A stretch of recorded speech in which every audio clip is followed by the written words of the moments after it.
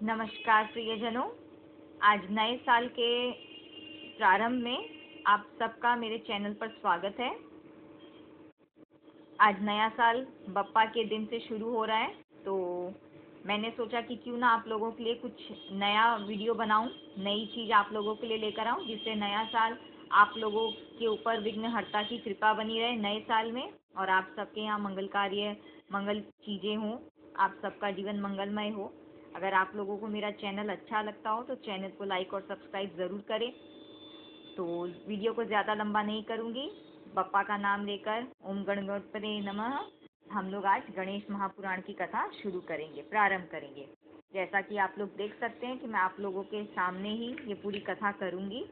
पूरी कथा को करने में थोड़ा तो देखिए हमें समय लगेगा, बट जितना हो सके मैं जल्दी जल्दी आप लोगों के लिए करने का प्रारंभ करूँगी। यहाँ पर प्रस्तावना है जिसको हम नहीं पढ़ेंगे। प्रस्तावना के बाद हमारा यहाँ पर महापुराण जो है ये हमारा प्रारंभ होता है। श्री गणेश महापुराण का महत्व जो है यहाँ पर वो हमें बताया गया है। अच्छा, उसके बाद हमारा यहाँ पर आप देखते हैं ये हमें कब कब करना चाहिए वो मैं आप लोगों को बता देती हूँ। विद्यारंभे विवाहे च प्रवेश निर्गमे तथा संग्रामे संकटे चैव विघ्नस्तस्य न जायते। अर्थात शिक्षा ग्रहण करना हो, विवाह आदि मांगलिक कार्य हो, नूतन गृह में प्रवेश करना हो, युद्ध में जाना पड़े या संकट आ पड़े अथवा किसी भी प्रकार का विघ्न उपस्थित हो जाए तो सर्वप्रथम गणेश का ही स्मरण किया जाता है। विश्व में कोई देश ही होगा जहाँ गणेश का स्मरण पूजा न किया जाता हो। हिंदुओं में तो गणेश पूजन व्यापक रूप से है, इसलिए गणेश पुराण महत्वपूर्ण भी है। गणेश का शाब्दिक विवेचन करें तो गण का अर्थ है देव समूह तथा ईश का अर्थ है स्वामी, अर्थात देवताओं का स्वामी। देवताओं का भी स्वामी तो पर ब्रह्म ही है, वही परमात्मा है। उस परमेश्वर का पूजन ही गणेश पूजन है। गणेश महापुराण को विविध खंडों में विभक्त किया गया है। आरंभ में संग्रारंभ खंड है जिसमें सर्ग रचना का वर्णन है कि कैसे सृष्टि की उत्पत्ति हुई, पालन व संहार हुआ। दूसरा खंड परिचय खंड है जिसमें पुराणानुसार श्री गणेश की जन्म कथाएं वर्णित हैं। तीसरा संग्राम खंड है। चौथा खंड युग परिचय व शिव पुण्यक कथाओं से संबंधित है। पांचवा खंड अवतार खंड है जिसमें मुद्गल पुराणानुसार श्री गणेश के 8 प्रमुख अवतारों का वर्णन है। समापन खंड में गणेश सहस्त्र नाम वाली चतुर्थी वर्ष कथाएं, पूजन विधि, स्तोत्रादि आवश्यक सामग्री है। अंत में उपसंहार दिया गया है। इस प्रकार यह श्री गणेश महापुराण अपने आप में परिपूर्ण है। तो हम यहाँ पर जो हमारा पहला खंड है उसकी आज हम कथा का प्रारंभ करेंगे। संग्रारंभ खंड सृष्टि की उत्पत्ति, पालन व संहार की कथा। नेमिषे शतमाशीन मभिवाद्य महामतीम कथामृत रसास्वाद कुशल शौनको प्रत्यय। प्राचीन समय की बात है कि एक बार नैमिषारण्य में सूत जी के पधारने पर ऋषि मुनियों ने उनका अभिवादन कर कहा, हे सूत जी, आप कथा वाचन में निपुण हैं, आप कृपा हमें सर्ग रचना की कथा सुनाएं। सुनकर सूत जी ने कहा, ब्रह्मा विष्णु महेश ब्रह्म के ये 3 रूप हैं, मैं स्वयं उनकी शरण में रहता हूँ। यद्यपि विष्णु संसार पालक हैं और वह ब्रह्मा द्वारा उत्पन्न की गई सृष्टि का पालन करते हैं। ब्रह्मा ने ही सुर, असुर, प्रजापति तथा अन्य योनिज और अयोनिज सृष्टि की रचना की है। रुद्र अपने संपूर्ण कल्याणकारी कृत्य से सृष्टि के परिवर्तन का आधार प्रस्तुत करते हैं। पहले तो मैं तुम्हें बताऊंगा कि किस प्रकार प्रजाओं की सृष्टि हुई और फिर उनमें सर्वश्रेष्ठ देव भगवान गणेश का आविर्भाव कैसे हुआ। सृष्टि रचयिता ब्रह्मा ने जब सबसे पहले सृष्टि की रचना की तो उनकी प्रजा नियमानुसार पद में प्रवृत्त नहीं हुई, वह सब अलिप्त रह गए। इस कारण ब्रह्मा ने सबसे पहले तामसी सृष्टि की, फिर राजसी, फिर भी इच्छित फल प्राप्त नहीं हुआ। जब रजोगुण ने तमोगुण को ढक लिया तो उससे एक मिथुन की उत्पत्ति हुई। ब्रह्मा के चरण से अधर्म और शीर्ष से मनुष्य ने जन्म लिया। ब्रह्मा ने उस मलिन देह को 2 भागों में विभक्त कर दिया, एक पुरुष और एक स्त्री। स्त्री का नाम शत्रुपा हुआ। उसने स्वयंभू मनु का पति के रूप में वर्ण किया और उनके साथ रमण करने लगी। रमण करने के कारण ही उसका नाम रति हुआ। फिर ब्रह्मा ने विराट का सृजन किया। तब विराट से वैराज मनु की उत्पत्ति हुई। फिर वैराज मनु और शतरूपा से प्रियव्रत और उत्तानपाद 2 पुत्र उत्पन्न हुए और आकुति तथा प्रसूति नाम की 2 पुत्रियां उत्पन्न हुई। इन्हीं 2 पुत्रियों से सारी प्रजा उत्पन्न हुई। मनु ने प्रसूति को दक्ष के हाथ में सौंप दिया। जो प्राण है वह दक्ष है, और जो संकल्प है वह मनु है। मनु ने रुचि प्रजापति को आपुति नाम की कन्या भेंट की। फिर इनसे यज्ञ और दक्षिणा नाम की संतान हुई। दक्षिणा से 12 पुत्र उत्पन्न हुए, जिन्हें याम कहा गया।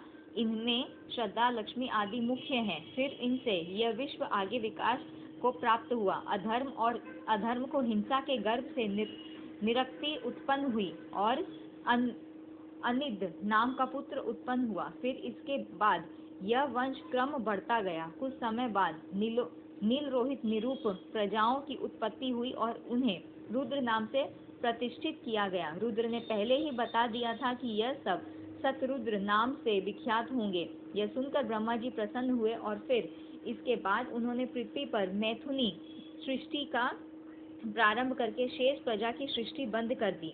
सूत जी के वचन सुनकर ऋषि मुनियों ने कहा, हे सूत जी, आपने हमें जो बताया है उससे हमें बड़ी प्रसन्नता हुई है। आप कृपा करके हमें हमारे पूजनीय देव के विषय में बतलाइए, जो देवता हमें पूज्य हो और उसकी कृपा से हमारे और आगे आने वाली प्रजाओं के कल्याणकारी कार्य संपन्न हो। ऋषियों की बात सुनकर सूत जी ने कहा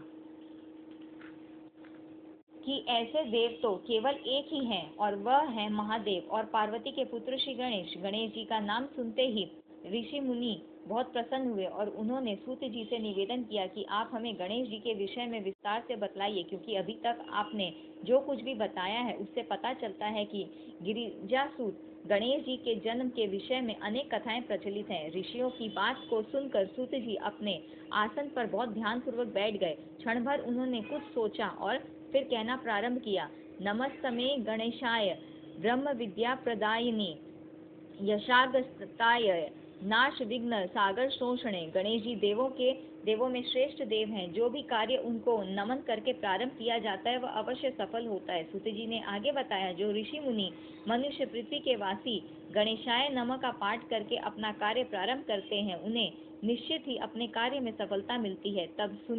तब मुनियों ने सूत जी से कहा, पहले तो आप कृपा करके हमें भिन्न रूपों से गणेश जी के जन्मों का वृतांत सुनाइए। वे तो महाप्रभु हैं। उनके जन्म को विभिन्न पुराणों में अलग अलग रूपों से वर्णित किया गया है। और हे सूत जी, हम सृष्टि की आदि व्यवस्था के विषय में भी आपसे जानना चाहते हैं। सूत जी ने मुनियों की जिज्ञासा जानकर कहा, पहले मैं आपको शिवजी और गणेश जी के चरित्र वर्णन से लाभ देकर यह बताऊंगा कि ब्रह्मा, विष्णु और महेश भगवान रुद्र के अंश से ही रचे गए हैं। ऋषिगण बोले, कृपया यह बताएं कि शिव और गणेश का सर्वश्रेष्ठ रूप व चरित्र क्या है। शिवजी के पुत्र को कैसे प्रसन्न किया जा सकता है। जैसा कि आपने कहा, ब्रह्मा, विष्णु और महेश भगवान रुद्र के अंश हैं, रुद्र के अंश से उत्पन्न हुए, पर फिर भी महेश ही पुराण के रूप में माने जाते हैं। सूत जी बोले, एक बार नारद जी ने भी ब्रह्मा जी से ऐसा ही प्रश्न किया था। ब्रह्मा जी ने संसार की रचना, उत्पत्ति और स्वरूप का वर्णन नारद जी से इस प्रकार किया। सृष्टि की प्रारंभिक अवस्था में जब प्रलय हुई और उस विनाश काल में स्थावर जंगम, सूर्य, ग्रह, तारे आदि सब नष्ट हो गए, तो केवल एक सद्ब्रह्म ही शेष बचे थे। उस अंधकार के साम्राज्य में सद्ब्रह्म ही मन, वाणी और इंद्रियों के ज्ञान के प्रकाश से भरे हुए थे, जो योग द्वारा ध्यानगम्य थे। वे नाम, रूप, वर्ण, सत, असत और अन्य कर्मों से परे थे।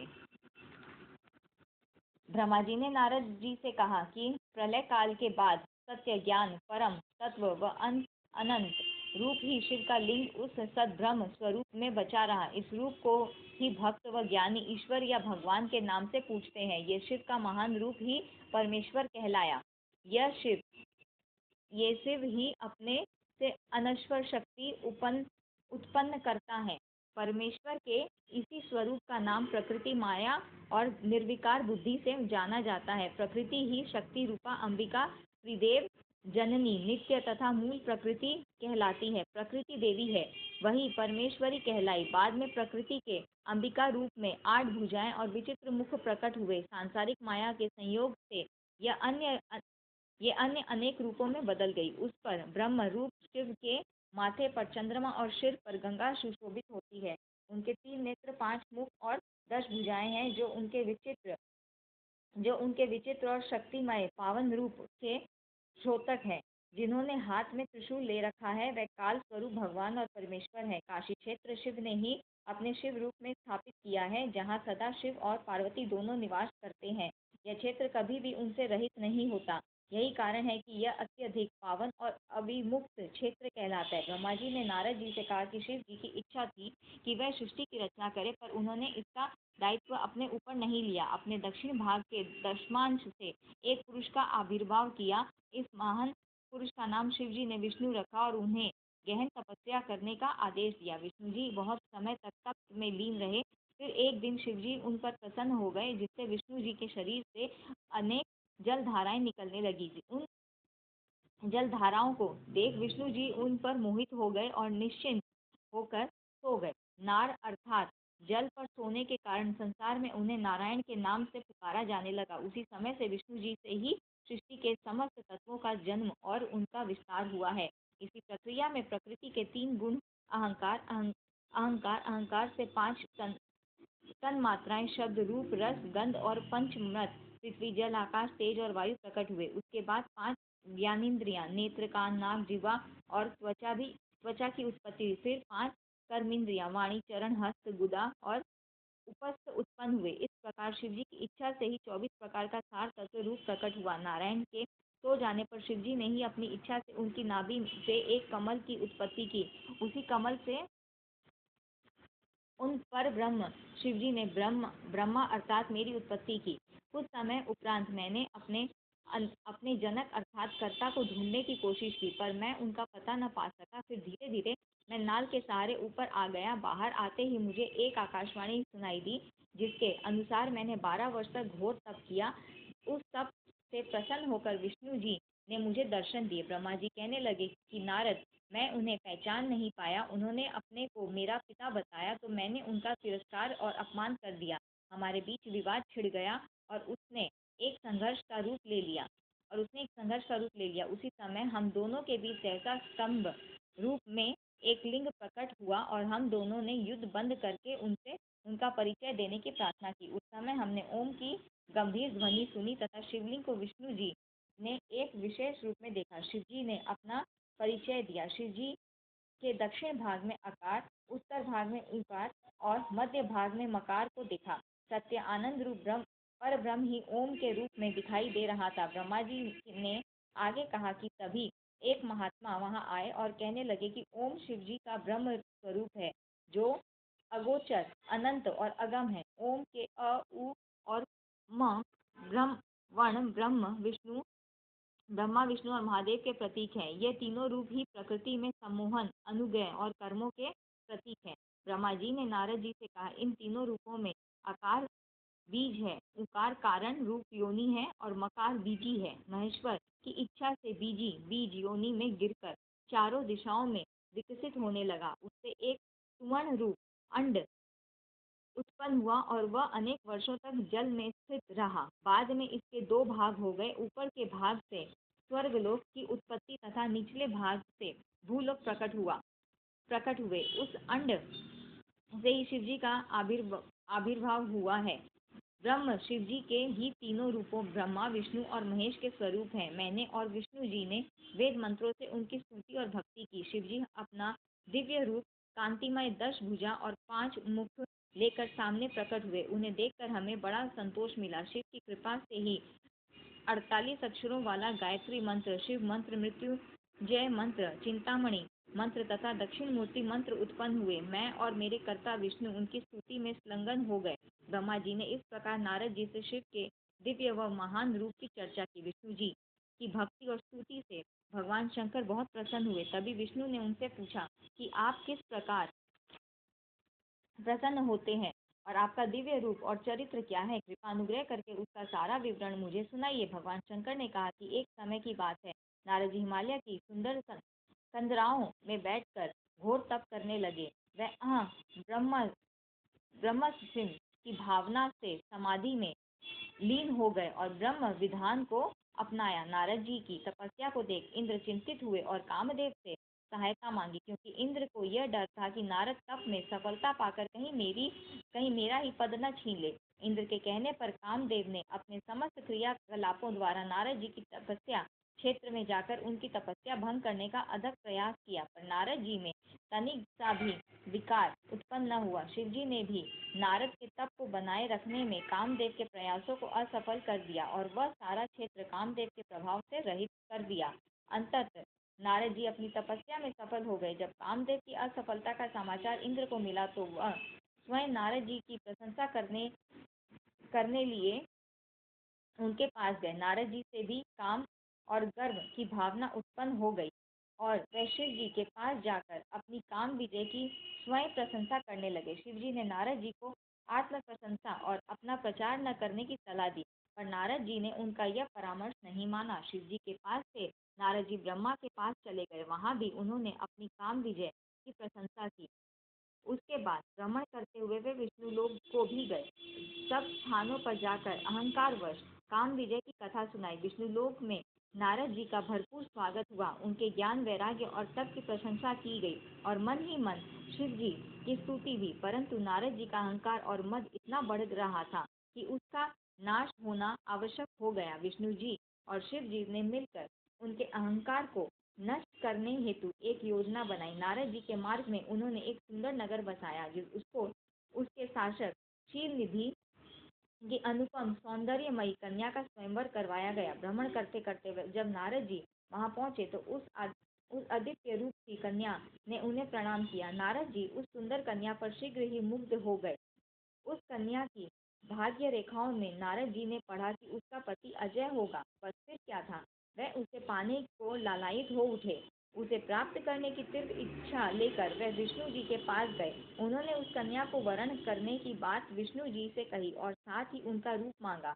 तब विष्णु जी ने प्रसन्न होते हुए नारद जी को वानर रूप देकर उनका मोह भंग करने का प्रयास किया। नारद जी वानर रूप लेकर शील निधि के यहाँ स्वयंवर में जा उपस्थित हुए। नारद जी खुशी खुशी स्वयंवर के स्थान पर पहुंचे। शिव जी की अद्भुत शक्ति के कारण वहां उपस्थित राजाओं ने नारद जी को उनके वास्तविक रूप में ही देखा। शिव जी के दो गण भी वहां ब्राह्मण वेश में उपस्थित थे। वे गण नारद जी से परिहास करने लगे। जब शील निधि की कन्या वरमाला लेकर स्वयंवर में आई तो वे उसे उचक उचक कर देखने लगे। वह रूप सी कन्या उन्हें देखकर चिंता युक्त हो गई। कन्या ने जैसे ही द्वार पर देखा तो भगवान विष्णु अपने अनुपम रूप में वहां खड़े थे।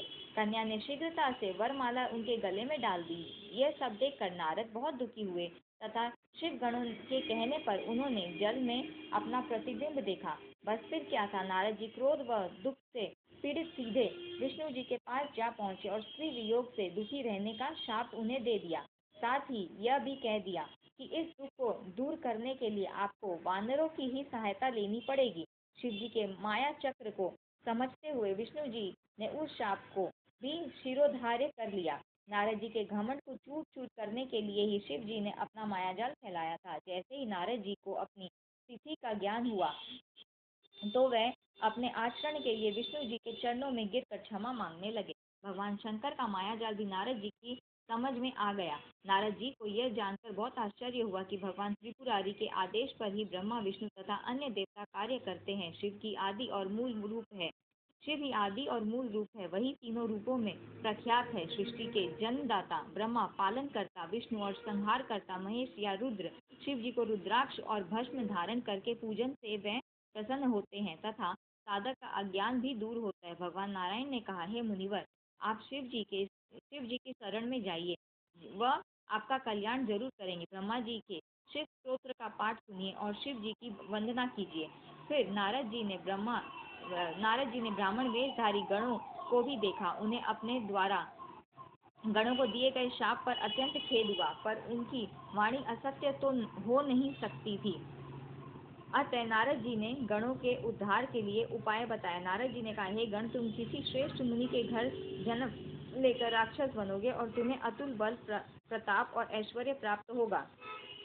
श्री गण उनकी आशीष वाणी को सुनकर प्रसन्न होकर चले गए। ऋषियों ने सूत जी से पूछा कि अब कृपा कर ये बताइए कि शिव के अनेक रूप क्या हैं, वह कैसे सृष्टि की उत्पत्ति, पालन और संहार करते हैं। सूत जी ने शिव जी की महिमा का वर्णन इस प्रकार किया। उत्पत्ति के आधार पर 4000 पुंज का ब्रह्मा रूपी मेरा एक दिन होता है। इतने ही परिमाण की रात्रि होती है। इसी परिमाण के आधार पर शिव जी की आयु 100 वर्ष होगी। प्रत्येक वर्ष में 12 महीने और 1 माह में 30 दिन होंगे। परिमाण पूर्व निश्चित होंगे।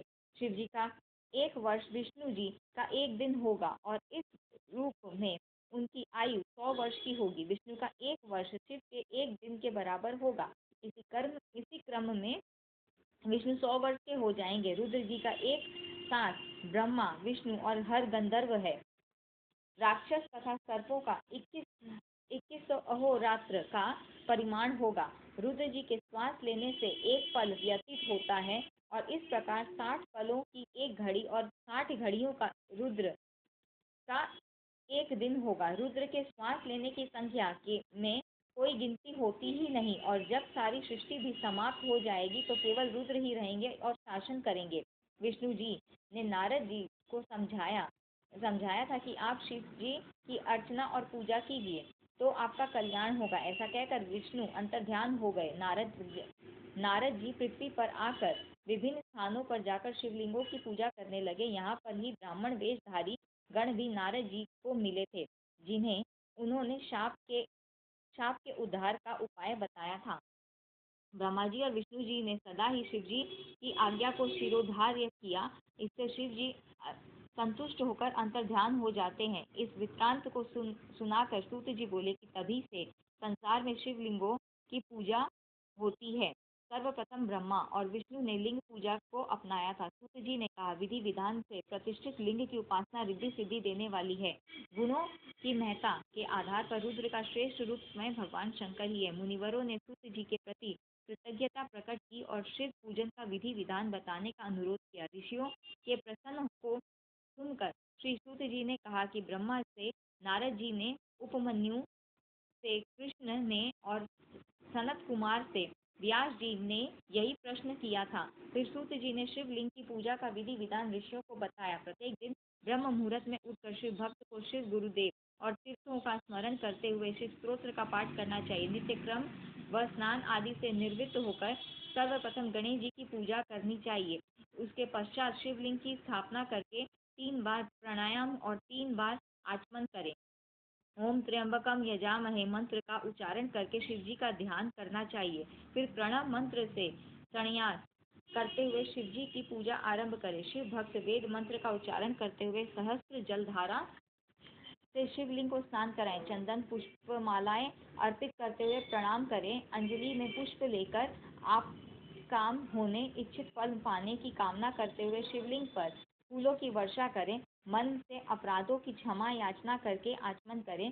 फिर अपनी कार्य सिद्धि के लिए प्रयास करें। निश्चय ही शिव जी उन भक्तों पर कृपा करते हैं। पूर्व समय की बात है कि संसार के दुखों और कष्टों को देखकर ब्रह्मा जी के मन में उनके उपकार का विचार आया। वह अन्य देवताओं को लेकर विष्णु लोक को गए।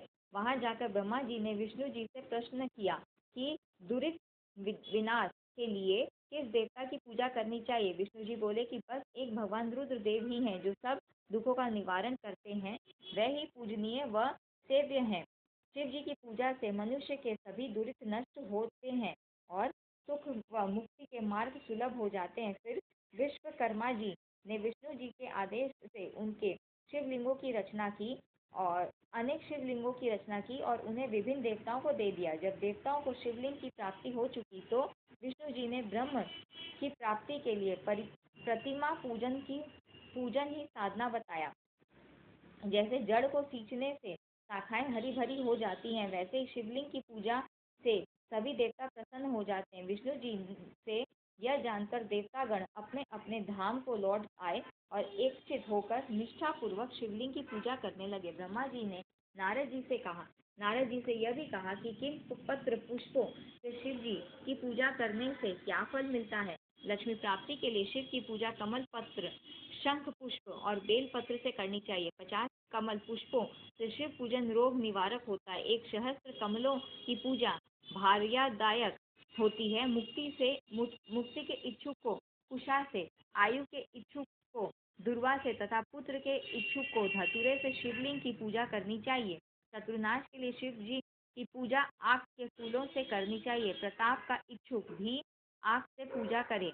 कनेर के पुष्पों से की गई पूजा दरिद्रता दूर करती है। हर श्रृंगार के पुष्पों से की गई पूजा सुख समृद्धि प्रदान करती है। शत्रु की मृत्यु के लिए राई के पुष्पों से पूजा करनी चाहिए। केतकी और चंपा के पुष्प शिव पूजा के विधान से बहिष्कृत हैं। ऋषियों ने श्री सूत जी से पूछा कि शिव जी अंतर्ध्यान कैसे हो गए, तो उन्होंने कहा कि नारद जी ने भी ब्रह्मा से यह प्रश्न किया था। तब ब्रह्मा जी ने बताया कि शिव जी के अंतर्ध्यान होने पर मैंने हंस का और विष्णु जी ने वाराह का रूप धारण कर लिया और सृष्टि की रचना पर विचार करने लगे। हंस और वाराह का रूप धारण करने का कारण भी ब्रह्मा जी ने बताया। हंस की गति सदैव ऊपर जाने की और वाराह की गति सदैव नीचे जाने की होती है। नारद जी की जिज्ञासु दृष्टि को देख ब्रह्मा जी ने उन्हें समझाया कि हंस में क्षीर नीर जैसी विवेक बुद्धि और तत्व अतत्व ज्ञान की अद्भुत शक्ति है। हंस ही ज्ञान अज्ञान के निर्धारण में सर्वाधिक सक्षम है। वारा की नीचे जाने की निश्चल गति होती है। अतः विष्णु जी ने उसका रूप धारण कर लिया। सृष्टि की रचना से परिचित कराते हुए ब्रह्मा जी ने नारद जी से कहा कि शिव जी के अंतर्ध्यान हो जाने पर विष्णु जी ब्रह्मांड को छोड़कर वैकुंठ चले गए और उस समय मैंने शिव जी और विष्णु को सर्वप्रथम प्रणाम किया तथा सबसे पहले जल का निर्माण किया। उस जल में एक अंजलि डालकर 24 तत्वों वाला एक अंड प्रकट किया। बाद में वह विराट रूप में प्रकट हुआ। ब्रह्मा जी ने नारद जी से कहा कि उस विराट रूप में चेतना व जीवन डालने के लिए मैंने 12 वर्ष घोर तप किया। फलस्वरूप अंत में विष्णु जी ने उस अंड में प्रविष्ट होकर उसे चैतन्य किया। इसके बाद जब मैंने सृष्टि रचना का कार्य प्रारंभ किया तो सर्वप्रथम अविद्या और अंधकार प्रधान पाप की सृष्टि की रचना मेरे सामने प्रकट हुई। उससे मैंने स्थावरों की रचना की। फिर मैं पुनः मुख्य सृष्टि का निर्माण करने के लिए शिव जी का ध्यान करने लगा। उनकी अनुकंपा से तिरछे चलने वाले जीव पैदा हुए, पर नाद मैं उस सृष्टि रचना से संतुष्ट नहीं हुआ। मैंने सतोगुणी देवों की सृष्टि की रचना की। उसके बाद शिव जी की आज्ञा से मैंने रजोगुण प्रधान मानव की रचना की। इस प्रकार तामसिक स्थावर देव और मानव सृष्टि का निर्माण हो जाने के बाद मैंने अनेक सर्गों की रचना करने का विचार किया। सर्गों की रचना में 3 सर्ग उत्पन्न हुए। पहला महत्व सर्ग, दूसरा सूक्ष्म भौतिक सर्ग तथा तीसरा वैचारिक सर्ग। वैचारिक सर्ग से प्राकृतिक सृष्टि उत्पन्न हुई। इस प्रकृति में विकार उत्पन्न हो जाने पर अवर्णनीय कुमार सर्ग की उत्पत्ति हुई। द्विजात्मक सर्ग के अस्तित्व में आने पर मानस पुत्र और संकादी उत्पन्न हुए। संकादी को वैराग्य भावना थी, अतः उन्होंने सृष्टि रचना के मेरे आदेश की अवज्ञा की। उनके व्यवहार पर मुझे अत्यधिक क्रोध आया और उसके कारण मेरे नेत्रों से आंसू भी आने लगे। मेरी दुखित अवस्था को देखकर भगवान विष्णु प्रकट हुए और मुझे सांत्वना दी। उन्होंने कहा कि मैं भगवान शिव की आराधना करूं। मेरे शिव ध्यान से भगवान शंकर प्रसन्न हुए। वे अर्धनारीश्वर नीलोहित शिव रूप में प्रकट हुए और मेरी प्रार्थना पर उन्होंने अपने अनुकूल रुद्रों की स्थापना की। मैंने शिव जी से प्रार्थना की कि ऐसी मानवीय सृष्टि की रचना करे जो मरण धर्मा हो, पर महादेव इस कार्य को करने को तैयार न हुए। उन्होंने दुख सागर में निमग्न होने वाली और शुभ न लगने वाली सृष्टि की रचना न करने की इच्छा प्रकट की। शिव जी ने कहा कि मैं शरणागत का उद्धार करता हूँ और उसे तत्व ज्ञान कराता हूँ, इसलिए मैं सुख दुखमय प्रजा की सृष्टि नहीं करूंगा। ऐसी सृष्टि का कार्यभार आप ही संभालें। हाँ, मायावी बाधा तुम्हें इस कार्य में उपस्थित नहीं होगी। ऐसा कहकर शिव जी तो अंतर्ध्यान हो गए और मैंने अपने कार्य सृष्टि रचना को करते रहने का विचार बना लिया। मैंने पंचभूतों के पंचीकरण के द्वारा पृथ्वी जल वायु आकाश पर्वत समुद्र वृक्ष आदि तथा कालादि से युक्त युग व फलों की सृष्टि की। हे नारद, इस पर भी मैं संतुष्ट न हुआ। फिर मैंने पुनः शिव जी का ध्यान किया। इस बार मैंने अंबिका सहित शिव जी की स्तुति की थी, इसलिए उसके बाद मुझे जो शक्ति प्राप्त हुई उससे मैं संतुष्ट हुआ। फिर मैंने नेत्र से मरीचि को, हृदय से भृगु को, समान वायु से वरिष्ठ को, अपान वायु से ऋतु को, अंगिरा को सिर से, पुलह को कर्ण से, पुलस्त को उदान वायु से, अत्रि को स्रोत से, ऋतु को प्राण से निर्मित किया। हे नारद, अपनी छाया से तुम्हें और करदम को बनाया, सब साधनों के आधारभूत धर्म को अपने संकल्प से जन्म दिया। फिर मैंने परम संतोष का अनुभव किया। सृष्टि रचना के इसी क्रम से मैंने स्वयं को दो रूपों में विभक्त किया, एक पुरुष और एक नारी। पुरुष का रूप मनु और स्त्री का रूप शत्रुपा था। उन स्त्री व पुरुष से मैंने मैथुनी सृष्टि उत्पन्न की। उन दोनों से दो पुत्र प्रियव्रत व उतानपाद तथा तीन पुत्रियां आकुति, देवहूति व प्रसूति उत्पन्न हुए। आकुति को रुचि ने ग्रहण किया, देवहूति को कदर्म ने और दक्ष प्रजापति ने प्रसूति को ले लिया। इन सब संतानों से चर अचर संचार भर गया। जगत में इस प्रकार मेरे ही सब रूप फैल गए। आकुति से दो संतान उत्पन्न हुई, दक्षिण और यज्ञ।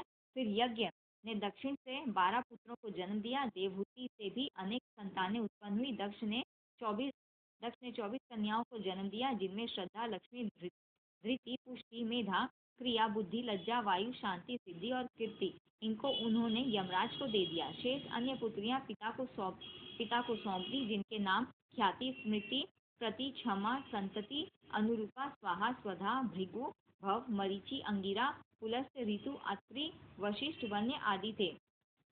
इन सबकी उत्पत्ति के बाद तो शिव जी की ऐसी कृपा हुई कि सृष्टि में असंख्य जीव व जातियां उत्पन्न हुई, जिनमें ब्राह्मण ही सर्वोत्कृष्ट जाति है। ब्रह्मा जी ने नारद जी को शिव के और भी रूपों का वर्णन करते हुए कहा कि निर्गुण भगवान शिव का बायां अंग विष्णु है, मैं ब्रह्मा उनका स्वयं अंग हूँ और उनका हृदय रुद्र है। इसी क्रम से 3 गुण सत्व, रज और तम की स्थिति जानी जाती है। शिव की ही सतोगुणी माया का रूप सती, रजोगुणी माया का रूप सरस्वती और तमोगुणी माया का रूप लक्ष्मी है। सती का विवाह शिव जी के साथ हुआ। सती ने अपने पिता दक्ष के यहाँ स्वयंवर में शिवजी का स्थान न देखकर अपने प्राण त्याग दिए थे। देवताओं के आग्रह पर फिर सती ने हिमाचल के घर जन्म लिया, जिनका नाम पार्वती था। पार्वती ने तपस्या करके फिर से शिव जी को प्राप्त किया। शिव जी के विषय में अनेक बातें जान लेने पर भी नारद जी ने कहा, हे पूज्य पितामह ब्रह्मा, क्या आप मुझे शंकर जी के हिमालय गमन व कर्मों के बारे में बताने की भी कृपा करेंगे। ब्रह्मा जी ने कहा कि पूर्व समय में कामतिल्य नगर में यज्ञदत्त नाम का पुरोहित रहता था, जो वेद वेदांतों का ज्ञाता और महान विद्वान था। वह अपनी विद्वता के लिए प्रसिद्ध था। उसकी महानता का यश चारों ओर फैला था। गुणनिधि नाम का उसका एक पुत्र था। गुणनिधि का चरित्र अपने पिता के बिल्कुल विपरीत निकला। बचपन से ही गुणनिधि बुरी संगत में पड़ गया। जुआ, चोरी और नशे के दुर्गुण उसमें पड़ गए। वह जुआ खेलने के लिए घर का सामान चुरा चुरा कर ले जाने लगा। गुणनिधि की माता ने यह सब उसके पिता से छिपाया। जब भी यज्ञदत्त अपने पुत्र के विषय में कोई बात पूछता अथवा कहता, तो वह कह देती कि गुणनिधि देव पूजन, विद्या अध्ययन और सत्कर्मों में लगा है। गुणनिधि के वशीयत होने पर उसका विवाह हुआ, पर माता के बार बार समझाने पर भी उसने अपने दुष्कर्म नहीं छोड़े। वह और अधिक जुआ व मदिरा पान करने लगा। माता ने कहा, पुत्र, यदि राजा को तुम्हारे दुष्कर्मों का पता चल गया तो वे तुम्हारे पिता को आजीविका से निकाल देंगे, जिसके कारण तुम्हारे पिता को अत्यधिक दुख व कष्ट होगा।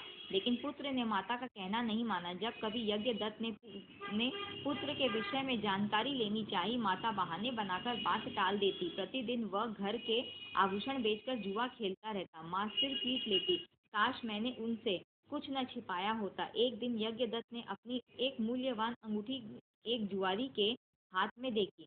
पूछने पर जुआरी ने गुणनिधि का सारा भेद खोल दिया। इससे पिता को अत्यधिक क्षोभ व खेद हुआ। पिता ने घर आकर पत्नी से उसी अंगूठी की मांग की। पत्नी तरह तरह के बहाने बनाने लगी। यज्ञदत्त ने पत्नी को डांटा और बुरा भला कहा। दुखी यज्ञदत्त ने कहा कि इससे तो मैं पुत्रहीन होता तो भला था। अपने पिता के विवशता भरे आंसू देखकर गुणनिधि को बड़ी लज्जा आई और वह चिंता से भर गया। इसी ग्लानि में वह घर छोड़कर कहीं चला गया। भूखा प्यासा अपने किए पर पश्चाताप करने लगा। घूमते घूमते वह एक नगर में पहुंचा। शिवरात्रि का दिन था। कुछ शिव भक्त शिवालय की ओर जा रहे थे। गुणनिधि भी उनका पीछा करते करते शिवालय पहुंचा। शिव भक्त पत्र पुष्प और मीठे भोजन से भगवान शंकर की पूजा अर्चना करने लगे। गुणनिधि छिपा छिपा सब देख रहा था। वह भूख व प्यास से व्याकुल था, अतः सुगंधित भोजन ने उसे आकृष्ट किया। जब शिव भक्त नृत्य गायन आदि समाप्त करके सो गए तो गुणनिधि ने अपने दुपट्टे की रस्सी बनाई और दीपक में जलाकर शिव जी के लिए निर्मित वस्तुओं को लेकर भागने की चेष्टा की। तभी उसका पैर एक शिव भक्त से जा टकराया। वह चिल्ला उठा, चोर चोर पकड़ो पकड़ो। इसी पकड़ धकड़ में गुणनिधि की मृत्यु हो गई।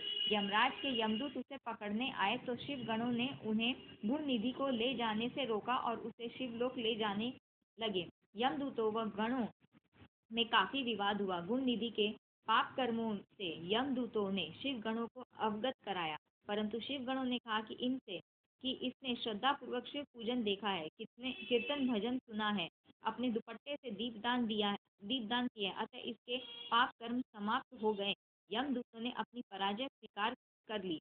यमदूत धर्मराज के पास गए और समूचा वृतांत उन्हें कह सुनाया। धर्मराज भी कहने लगे कि मैं अपनी सब आज्ञाओं का उल्लंघन सहन कर सकता हूँ, पर किसी विभूतिधारी, रुद्राक्षधारी, त्रिपुंडधारी शिव में आसक्ति रखने वाले व्यक्ति को कभी भूलकर भी यहाँ न लाना। जो शिव जी में आस्था रखता है उसे सदा शिवलोक में भजने की मेरी स्थायी आज्ञा है। शिवलोक में पहुंचकर काफी समय तक गुणनिधि सुख भोगता रहा। उसके बाद कलिंग नरेश आदिरम के घर दम नामक पुत्र के रूप में उत्पन्न हुआ।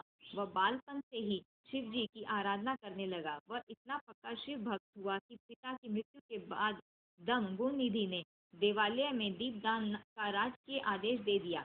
मृत्यु के उपरांत भी दम शिव जी की कृपा से अलका देश का शासक बना, जो पिछले जन्मों में गुणनिधि था। अलका प्रदेश का राजा बनने के बाद गुणनिधि निरंतर शिव जी की आराधना में लीन रहने लगा। उसने 11,000 वर्षों तक तप करके शिव जी को ऐसे प्रसन्न किया कि वे उसे देवी अंबिका सहित वरदान देने अलकापुरी आए। तब भगवान शिव ने ध्यानमग्न अपने भक्त गुणनिधि को आंखें खोलने के लिए कहा। गुणनिधि ने अपने नेत्र खोलकर भगवान शंकर व माता पार्वती के दर्शन किए। भगवती उमा के अनुपम रूप, सौंदर्य और सौभाग्य को देखकर गुणनिधि को विस्मय हुआ। उसकी कुदृष्टि माता पर पड़ी। भगवती ने उसे बाएं नेत्र से अपने को घूरते हुए पाया तो शिव जी की ओर जिज्ञासा पूर्वक देखा, पर शिव जी से उन्हें पता लगा कि वह उनका पुत्र है और उनके सौभाग्य की प्रशंसा कर रहा है। फिर गुणनिधि ने उनके चरण स्पर्श किए। शिव जी ने प्रसन्न होकर गुणनिधि को यक्ष कुबेर बनने का वरदान दिया। साथ ही यह आज्ञा दी कि अलकापुरी को अपना स्थायी निवास स्थान बना ले। गुणनिधि श्रद्धा पूर्वक चरण स्पर्श करता हुआ माता के चरणों में गिर पड़ा। भगवती ने उसे वरदान दिया, अटूट शिव भक्त बने रहो। मेरे रूप के प्रति द्वेष के कारण तुम्हारा फूटा हुआ नेत्र पीत वर्ण का हो जाएगा तथा तुम्हारा नाम कुबेर होगा। तभी से वह अलकापुरी के समीप एक नगर में रहने लगा। उस नगर का निर्माण विश्वकर्मा ने किया था। शिल्पकार विश्वकर्मा ने कैलाश पर्वत पर भी एक सुंदर सुविधाजनक रहने का स्थान बनाया, जहां आकर शंकर जी आत्मक से होकर योगलीन हो जाते हैं। अपने गणों से यहाँ बैठकर विभिन्न विषयों पर चर्चा करते हैं। यहीं से अनेक लीलाएं और माया का निर्माण करते हैं। इस प्रकार हे नारद, शिव जी कैलाश पर्वत पर रहकर अनेक प्रकार के कर्मों में लीन रहते हैं। तो प्रियजनों, इस प्रकार आपने देखा कि मैंने यहाँ पर हमारा जो प्रथम खंड था उसका समापन किया है। अब आगे का जो हमारे बाकी के जो खंड है वो हमारे बाकी दिन की कथाओं में मैं आप लोगों को उसका वर्णन जरूर करके सुनाऊंगी। उम्मीद है मुझे कि आज का हमारा ये जो खंड था, जो हमारा कथा थी, आप लोगों को पसंद आई होगी। अगर पसंद आई हो तो आप मेरे चैनल को लाइक और सब्सक्राइब ज़रूर कर लें। और कल हमारा परिचय खंड जो होगा, परिचय खंड थोड़ा सा लंबा होगा, तो उसके लिए आप लोग समय निकाल कर ज़रूर हमारे चैनल पर बने रहें। ओम गण गणपते नमः।